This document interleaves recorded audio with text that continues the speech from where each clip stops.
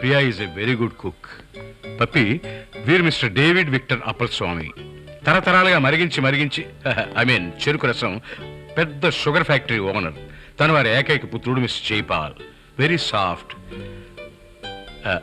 Mister Appal Swami, గార్డెన్లో Korean gross వేశాను, మనం వెళ్దామా? ఏంటయ్యా వినలేదా? నేనేవాడిని ఫోన్లేని పిల్లలుగా పడయ్యా. వెయిట్ సరే, క్లోజ్ చేయి. బిస్కెట్స్? No thanks. మీరు చాలా డిఫరెంట్గా ఉంటారని విన్నాను. నేను అలాంటి వాడిని. ఫ్యాక్టరీ వ్యవహారం చూసుకునేది మీరేట. యూనియన్ లీడర్స్ ఎవరైనా తోకాడిస్తే క్లోజ్ చేద్దాం. యూనియన్లో ఏముంది, అందరూ మంచివాళ్లే. బయట బిజినెస్లో ఎవరైనా శత్రువులు? ఏంలే, మాట్లాడి చూద్దాం. వినలేదా క్లోజ్ చేద్దాం.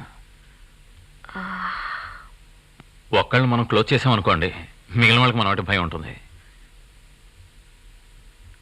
నేను ఈ వివాహానికి ఒప్పుకోలేదంటే నన్ను క్లోజ్ చేస్తారా?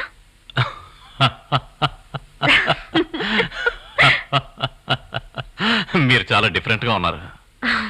I like it.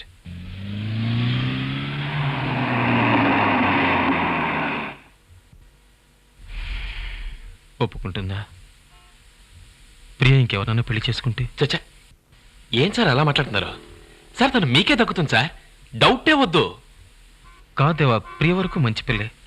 కానీ ఈ అమ్మాయిలు ఒక్కొక్కప్పుడు తండ్రుల్ని హ్యాపీగా ఉంచడం కోసం వాళ్ళు చెప్పిన వాళ్ళే పెళ్లి చేసుకుంటారు. అటువంటిది ఏదైనా జరిగితే తర్వాత నేను బతకడం వేస్ట్. ఏంటి సార్? సార్ ఎంత వేయమంటారు? సార్ ఎంత పోయి ట్యాంక్ ఫుల్ చేయి. హలో మిస్టర్, జీరో చేసిపోయామా సార్? ఇలాంటి వాళ్ళని నమ్మకండి సార్. పాయింట్గా కొట్టేసి ఇంకో పెట్రోల్ బంక్ పెట్టేస్తారు.